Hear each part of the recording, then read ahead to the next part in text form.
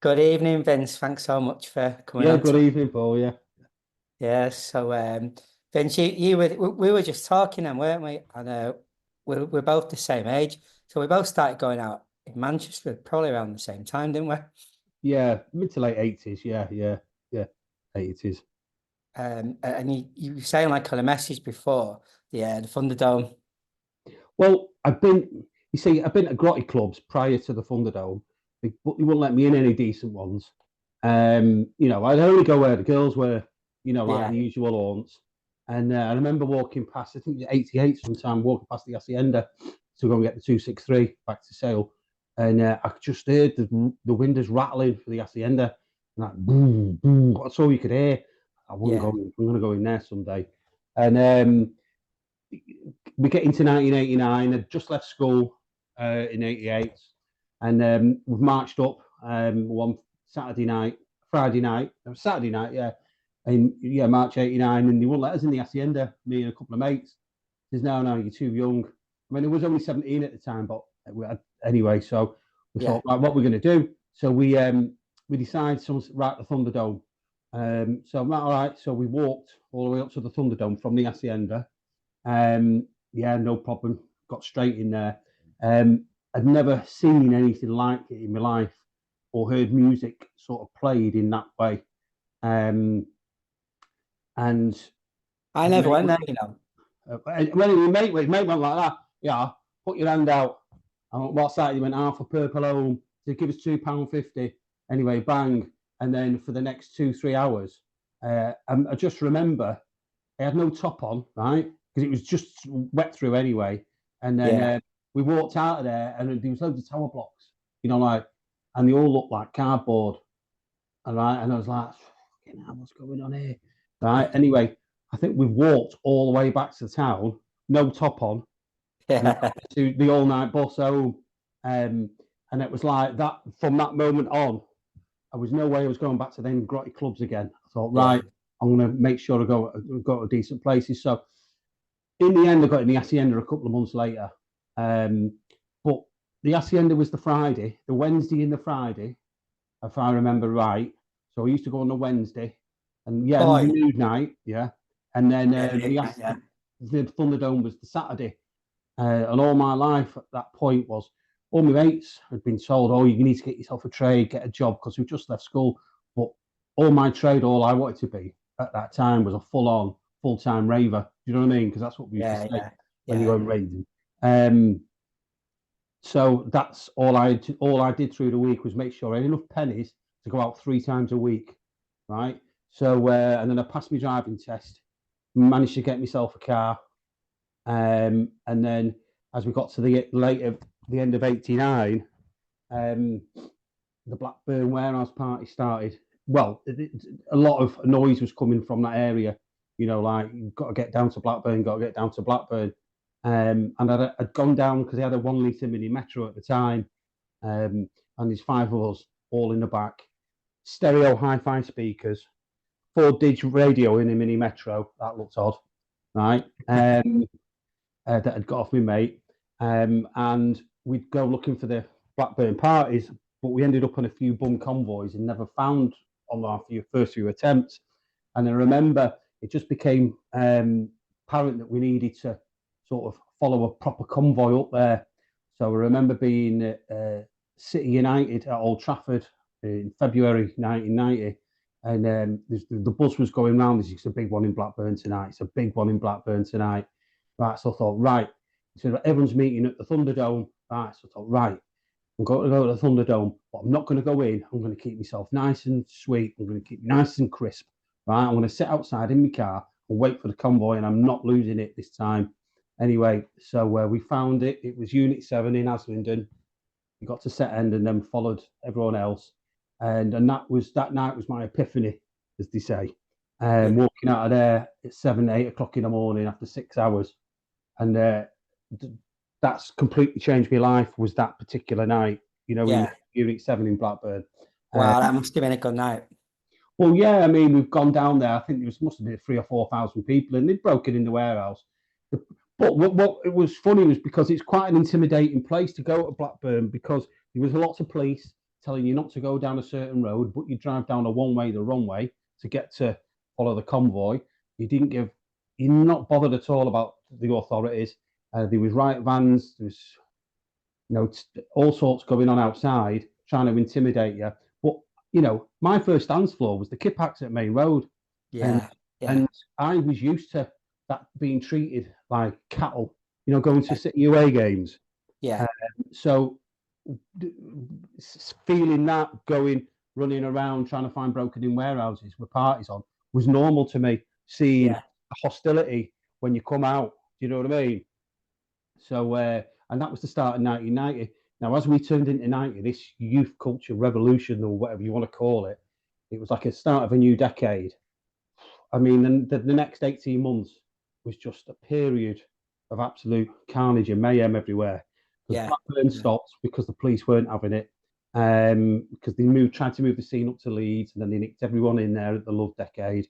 A few people started to do a little bit of bird over it, and then they pushed everything out the warehouses back into the nightclubs, which was the worst thing they could do, because then it started to become a little bit hostile then, and started going back to the Hacienda. Well, the Hacienda was different, and it started to become really hostile in the Hacienda. And by September in 1990, I remember everyone's going, right, Sasha's doing a new night in Shabu was on. We used to go Shabu on the Thursday night in Blackpool to follow Sasha, and then that got shut down, and it was like, right, well, there's a new club opening in Stoke called Shelley's Laserdome, and Sasha's DJ. So we all went down there on the first night, 50 of us from Manchester, and it was loaded all the Hacienda heads as well. And it was almost like the birds flew the nest. Do you know what I mean? It was the first time really it got hostile in Manchester. Blackburn had shut down, and it was great to just go out an hour and a half out the city to a totally different area where it felt you weren't under pressure, no riot vans, no moody drug dealers. Do you know what I mean? It was going somewhere new. And then we've gone there, and there's about 50 people there the first night at Shelley's. And just Two for Joy played there live, the band. And then the next week, there's about 100 of us, and all from Manchester, and Awesome 3 played there live. And then it went on from there. And after about 2 or 3 weeks, the place was absolutely mobbed just with Manchester. And then everyone else from other parts of the country started to come in. Always remember on the first night at Shelley's, a couple of locals in shell suits came up to us and said, "Are you those acid people? Are you those acid people?" And I was like, "So what people call us?" Anyway, I saw them a few weeks later. They didn't have the shell suits on anymore. But that became too hostile. So then, after 3 months of Shelley's, 3 months was about as much as until it got really bad. And then New Year's Eve 1990, I thought, right, I'm going to go to the Hacienda New Year's Eve. So I got a couple of tickets off Mikey Williams at Old City Tickets Help, who's gone now, God rest his soul. And I went to the Hacienda, and I thought, right, I'm going to come back to Manchester a bit, but it just wasn't the same. The people had changed, the dance floor had changed, the mood and the attitude. I know a few people that were getting beat up in there. So for me, and everyone, I love the Hacienda and I love everything about it. But really, by 91, it had gone, it had changed. It was just too hostile. It closed for a bit, then it was at 91. That or... Yeah, it did briefly. I think what I can remember, my dates are all mixed up, really. Just everything sort of happened in an 18-month period, because it just it all happened, and I'm still struggling to recall dates. I'm trying to put together stories, tales of the dance floor, which Do you know when you're saying about Blackburn? And like going down and then you're not sure where it is, and that'll never happen again, will it? Because everyone has phones now. No, it was a moment in time. I think it was the perfect storm. That's if you can have the perfect storm, that's what it was. It was because it just was a moment in time. It was a moment in time. You can't put that genie back in a bottle. But I don't want to put that genie back in a bottle. But it's totally different nowadays, obviously. But then there's no mobile phones, internet, and the only way we could communicate and find out what was going on was by either on the terraces for me, the Kippax, or going to Man City. Yeah, I was a City on, fan. or on the dance floors. You won't Yeah. find out what's going on. The odd fanzine that was around, and the odd, radio station. It was, so it was a bit more of a family feel then. And then getting into 92, 93, and we started going to Coventry, got to the Eclipse, and when drum and bass and jungle was starting to be formed, picking up energy. So by then I started to slow down because I couldn't go out 3 days a week anymore. Yeah. You know what I mean? So then first few years was all a mix and a mash of going out 3 days a week, right? All you was interested in the next day when you woke up, right? Where's it next? Yeah. So, but then it splintered off into so many different factions and genres of music, and that's what I think what changed it, because the charm for me of a dance floor in 89, 90 was you could hear music from you could hear hip hop, obviously rap, house, you'd hear some indie, you'd hear all different forms and styles of it. But it started to become a little bit too serious when nights were just basing their nights on a certain specific style of music. Yeah. Where the fun really was, because in 89, 90, I didn't know who the DJs were until I started to go and see Sasha. I hadn't bothered who they were. I was just having a good time. Yeah. So, going out, so the answer to going out is that 18 months from like March 89, from then on, was just, I'm trying to piece the timeline together with some friends of mine. When was that? Because we used to go to the PSV a lot, which was the old Russell Club. And I can't remember what year that was, because we used to walk home to Sale with no top on. Do you know what I mean? That'd take us 2 hours. It was the Man Alive, wasn't it? And then no, the Man Alive. No, I know where you're talking about the Man Alive. The old Russell Club in Hume Bullring. It became the PSV. That's when I used to go there. Did you say like you used to put nights on? Yeah, I mean, what happened was, I wasn't a DJ. I love music. I thought, right, I don't want to be on that side. I want to be on this side of the dance floor. Yeah. Facing the DJ. Anyway, so it was February 91. I started putting on a few nights. Put my first one on a Wednesday night in Altrincham.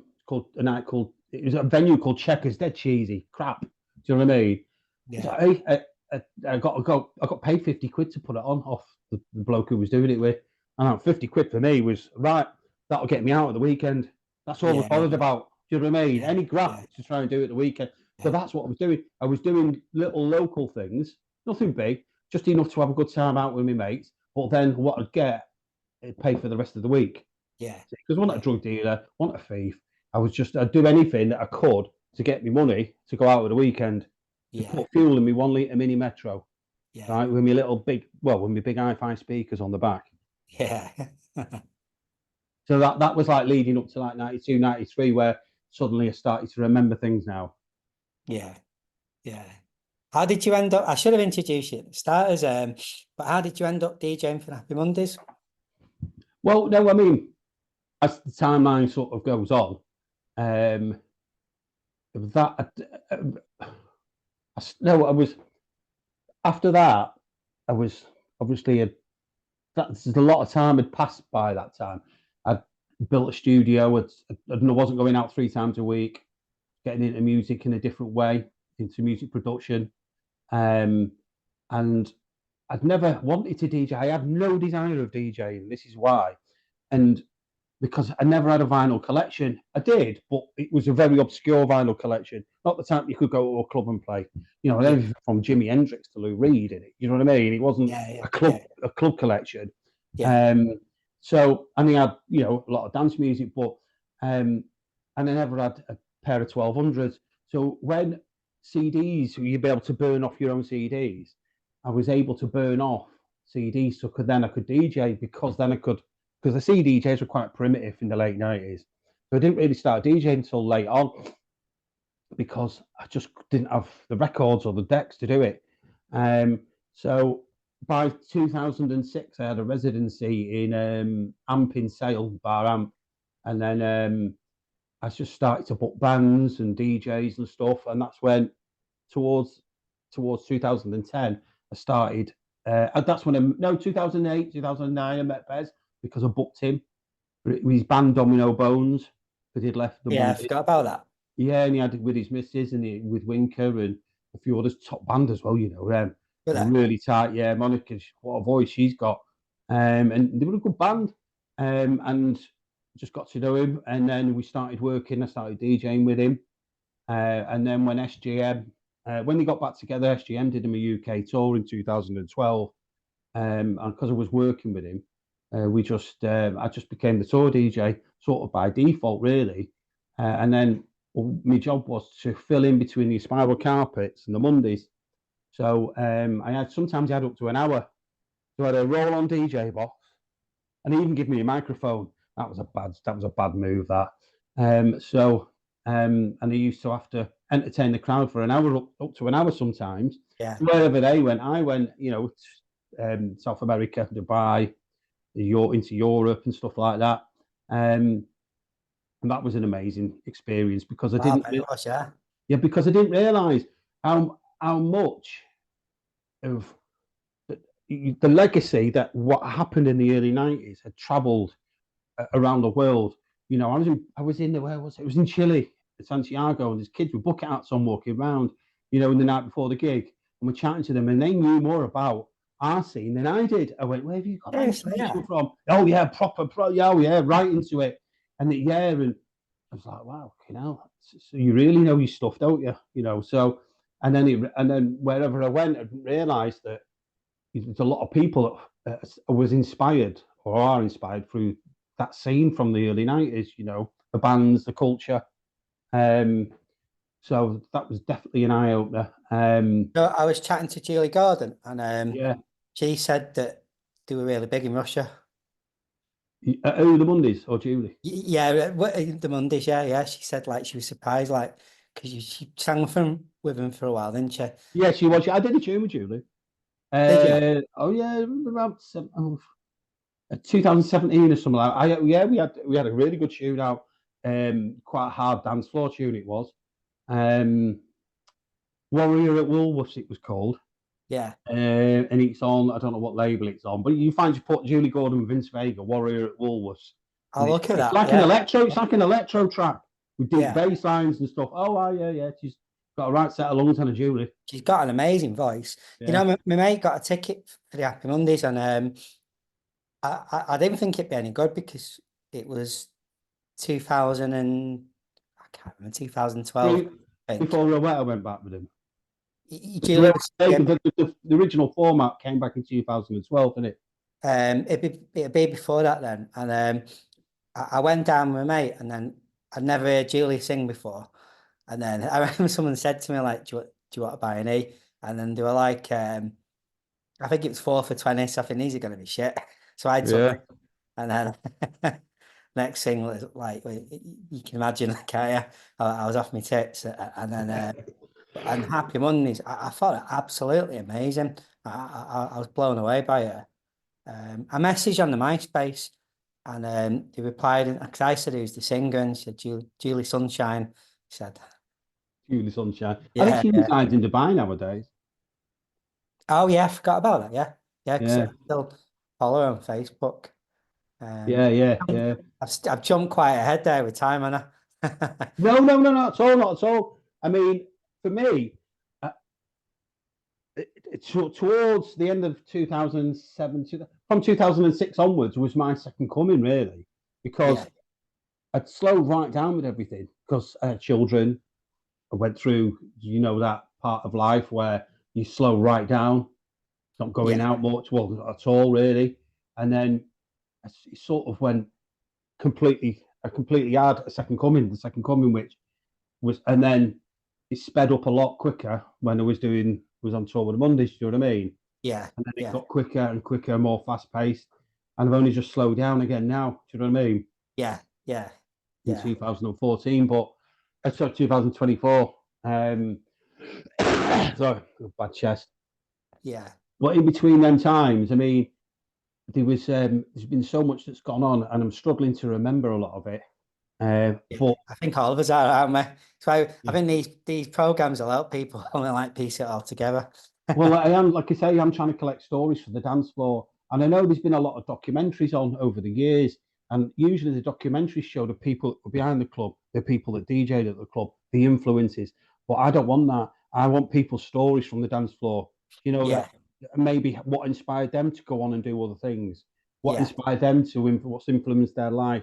So I'm trying to collect stories at the moment and fill in that timeline that we're struggling with, from 89 to 92, especially yeah, in Manchester, with the venues, the clubs, and the experiences and the influences that and the legacies that left with people that they were on the dance floor, because it was the dance floor that made it. Do you know what I mean? yeah, yeah, You yeah. know, I, people. I I was actually I was going in. I worked in town, so my workmates took me to the house, probably in like 88. I was into house music before I went clubbing, and 'cause I used to go in spinning. And then I used to do trips, and I was actually scared of ecstasy. And in 1990, I was quite late, I think it was 92. My mate, I won't name his names here, but like we went down to the state after the brick house, and then someone said, do you want an eat? And I thought, and I was pretty pissed, and I thought, yeah, go on then. And then when it came up, when it hit me, it's like, wow, this is fucking amazing. But it's like I'd never experienced anything like it. And then I'd say for about 5 years after that, I was just partying I sped up my clubbing probably when I was 23 till about 30, and then I just burnt out. It's like peaks and troughs, isn't it? Everyone's on their own different journey, and some people when they're going up into that bit, then they meet other like-minded people in that bit. Do you know what I mean? It's like Yeah, people could miss each other in yeah. through, because everyone goes through the peaks and troughs over the decades, don't they? You And know, I think, a good thing with Manchester was that there's a lot of scenes going on. So I quite liked the Bills and the Brick House and like I remember Tinted the brick house. The Tumbles. only way in there once, it was near the green room on it, Whitworth Street. Yeah, yeah. So like I got a bit bored of house music for a while, and then I got more into indie, and then you could dip in and out of scenes, couldn't you? Absolutely. I used to go to South. I used to go to South in the late 90s, like what you were saying, because I've been brought up with many different genres of music. As I was saying, I've got Sex Pistols up there. Never mind, The Bollocks is one of my favourite albums. Yeah, it's So I was always amazing. in it, always, there's so many different energies, coming from my musical head, Yeah, So in the late 90s, Jeff Audley, Kane Dingle from Emmerdale Farm, he used to yeah, yeah, yeah, DJs at South. yeah, I think it's quite a few. There was a few good DJs on at the time, and that's when I, there was a really good energy coming out of Manchester from the indie scene. Like they were. It was the first time I properly heard some of them old classics played in a proper club environment on a proper system with a really good atmosphere. The atmosphere and the environment reminded me of the time 10 years previous. Do you know what I yeah, mean? But with yeah. indie music, and rock and You know, roll. I used to love Lazy Lils because when Tintin was DJing, so Yeah, they'd play all like the Inspires and Mondays, yeah, yeah, yeah. and then Tintin had put Acid House on, and then he'd run out of his DJ's box onto the dance floor and go mad for like acid rock, and then just before the end of the track, he'd sprint back to his decks, I love that. It's a really good mixture. 'Cause up to that point, how so like an indie music could come on in a club, and then people would go to the dance floor, and then house music could come on, and then people come off the dance floor, and that type of thing was going on. But then I think Tintin nailed it, and Dave Aslam as well Yeah, on yeah, Dave's great, Dave. Yeah, yeah, yeah. yeah, yeah, Well, he has his night yellow, doesn't he? He's like, I've had him on. I put him on, Dave, about 5 or 6 years ago. He's yeah, smashed it. You know what I mean? yeah, yeah, Yeah, yeah. Well, that's the thing, you see, because especially with people from my generation, is you liked every type of music. It wasn't just one specific genre of music, so you could yeah, fit in every different environment, and that's why I didn't get what the way everyone split off into their own movements come 92, 93. You get people that were just into drum and bass, they would just go to their nights. You get people that were just into techno, that were just into their nights. And it's yeah, like, well, what's all being under the same roof, listening to everything? Because yeah, that's merely, and that was the charm of go the Blackburn Warehouse parties, because they play everything. Do you know what I yeah, mean? I mean yeah, everything.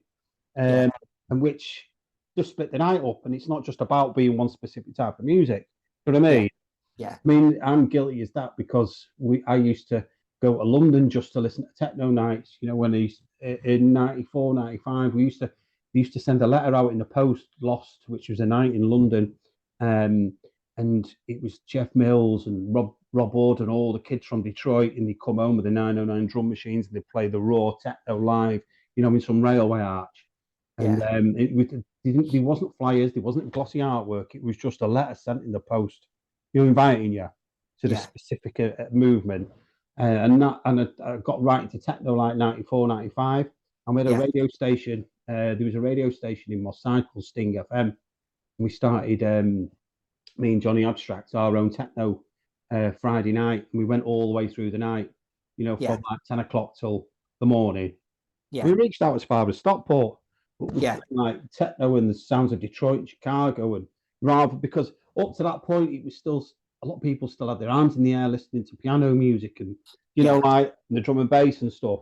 Yeah. We just brought it back to that. And I was really into techno for a long time.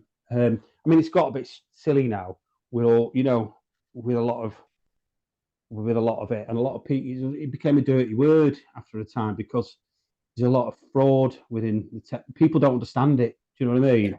Yeah. You know, there's a lot of shit producers. You know, I was really surprised that so like with YouTube now that a guy called Gerald was massive in Detroit. Yeah. Because like they invented it, didn't they? Techno. Yeah. Did you remember that documentary by Channel 4 in 1990 that followed Gerald into Detroit and when he did the remix with Derek May on Automatic? Yeah. Well, I forgot that about documentary. Remember that documentary? It was a Channel 4 documentary. I think it was called Celebration. It was a brilliant documentary. And you know, when I was saying to you before that we didn't really know what was going on anywhere else because unless you bought some sort of fanzine, really, not the enemy, not you know, the mainstream media. And when they had that documentary on, it sort of opened everyone's ears and eyes. Shit, this scene is big because it shown everything that was going on in different parts. You know, like it's like fucking hell. You know, there's fashion involved in this. This is over here, that's over there, and you didn't really know that. You only heard word of mouth. You never saw it on the television. There was never anything reported apart from, you know, the mainstream papers saying spaced out. And remember them with the mirror in the sun. It's called spaced out. They're the big thing. Kids get you know, the devil. You know, they called. And just remember when Margaret, who was in charge and they tried to ban Acid House. But that was that time when they tried to ban it. And how can you ban a musical movement? It's insane when you look back. It was like, and the law was like some music with a repetitive beat on it. Yeah. It's getting for a repetitive beat for a certain amount of time. And they had the demonstration in Manchester in Albert Square. I remember. Everyone went to Blackburn for a warehouse party just to rub their noses in it. Do you know about that? Like how big a revolution was that? Where, I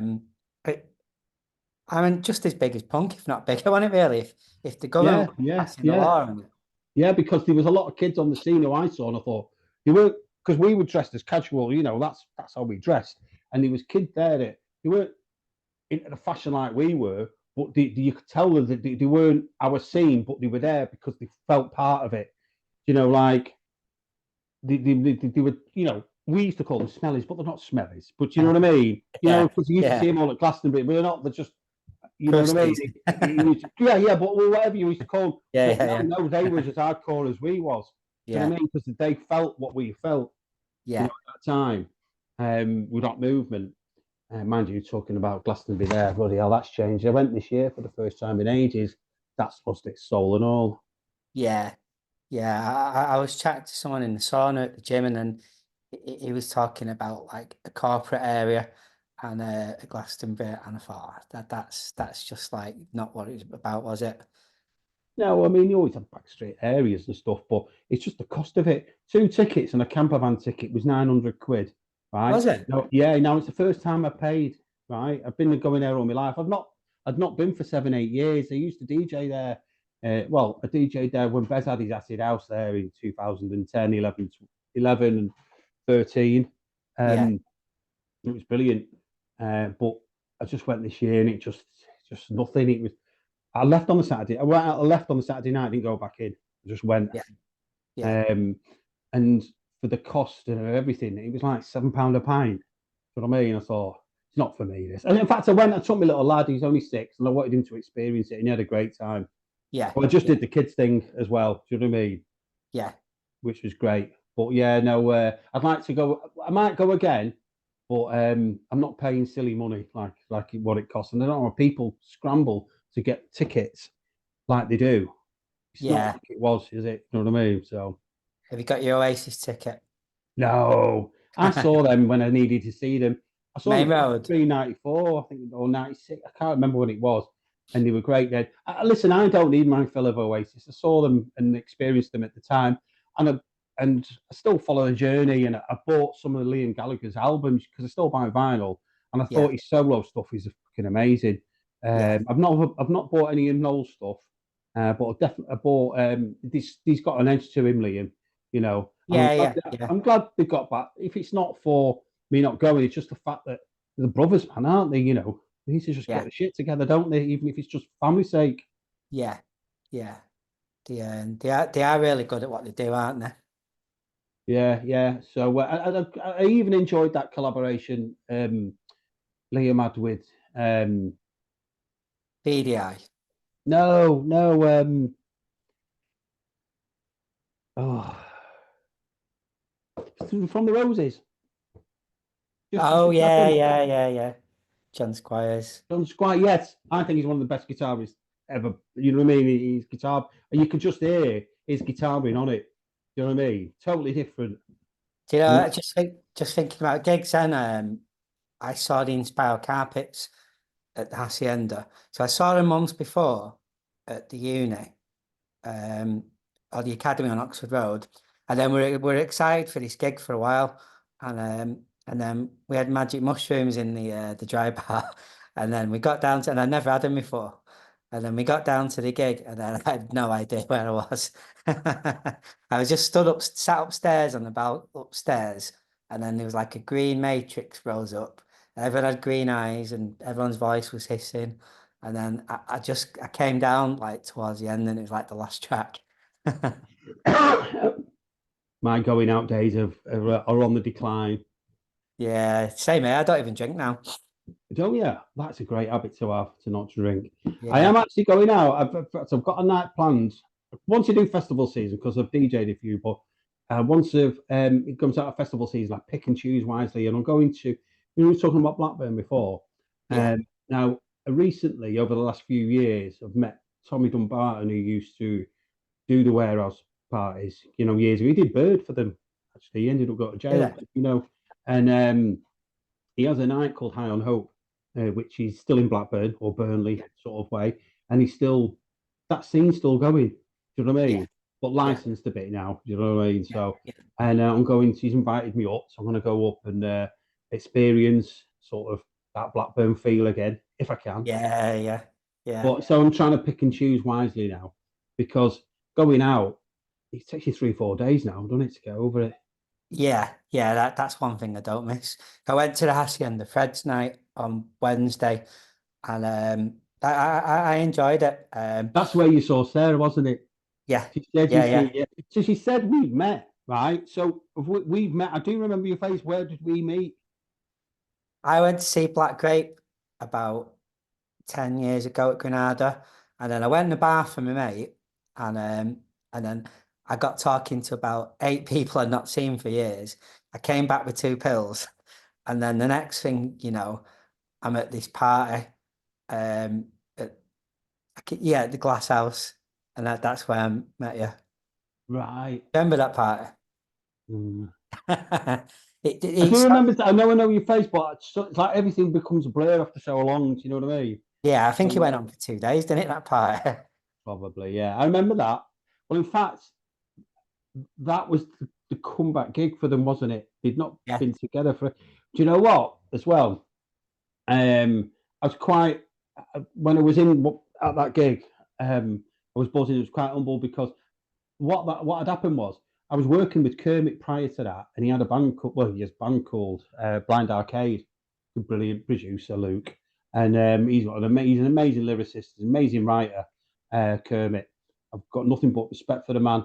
And he gave me a CD to give to Sean because I was in Belfast, and I said, Sean, here's Kermit's CD. That's sweet. I said, no, just let's listen to it. Do you know what I mean? Because he wanted to be reintroduced. They'd not spoke for years. Yeah. And then so obviously, and he ran me to Kermit. I said, yeah, I've given the CD. He went, oh, right. So then we reintroduced them to each other at Junction 16, where the Mondays were playing, because I took Kermit with me, and we walked him into the backstage, and then they reintegrated themselves with each other. And obviously, then they ended up getting back. So when I was at that gig, I was buzzing, thinking, right, one of my favourite bands have got back now. Thank God for that. Yeah, they were brilliant. Yeah, great when you strike that album. Oh, Yeah. that could have been a Mondays album, but obviously it wouldn't have been unless, well, it was Kermit that one, that made it for me. Yeah. I remember my mate was really pissed off with me because I went in the bar and I came back about must have been about 45 minutes to an hour later, like, because I just got chatting to, and just like it's probably the last time I really went on one, really, that I had a mad session like that. We've got about 5 minutes left now. I lose track. Oh, right. Sorry, Yeah, shit. yeah. I thought we was in our introduction. Right, shit. Oh, Yeah. So should we do like I need to get a better ending these stuff. Give us a track. Give us a track from the. Well, you did mention that before, and the thing Yeah. is, because it's so impossible. It's like saying what's your favourite film, but I suppose I thought before, if there's one track that I could think of that will just give me a moment of taking me back to that place, even if it's just for a moment, just to feel. And To it the was Thunderdome. No, yeah, from us was a track called "Dreams of Santana Oranges." Oh yeah. Only because I don't know why. It's just a feeling of remember driving home in my little 1 litre mini metro with my hi-fi stereo speakers, and I think we just kept playing it on the way home and it was light in the morning. Yeah. It's just that feeling all the way home, and it just always takes me back to that moment, and nothing else can take me back to that moment apart from that tune. Yeah. It's more powerful than looking at photographing it, music. Yeah, and we didn't have photographs then. There is a video online of that party that I said where I did my epiphany, and it's online, it's on YouTube, and you can see where I am. You can't make out it's me, but I know where I am. I'm up on a ledge, and it's Haslingden Unit 7 Blackburn Warehouse Party. If you go on YouTube, it's an hour-long video, and it's just someone with a video camera with 3,000 people in a warehouse. You know what I mean? I'm going to be watching that tonight. It's called Haslingden Unit 7 Blackburn Warehouse Party. And that was where I had my epiphany. Anyway, and you see in the morning, all the cars parked up. I'm in one of the cars somewhere, and everyone is so like scratching their head thinking, has that just really happened? Yeah. So that's my tune. That's Dreams of Santana. Because I was driving home from that, it was. I'll just stop recording now and then we can carry on the chat. So thanks so much for coming on.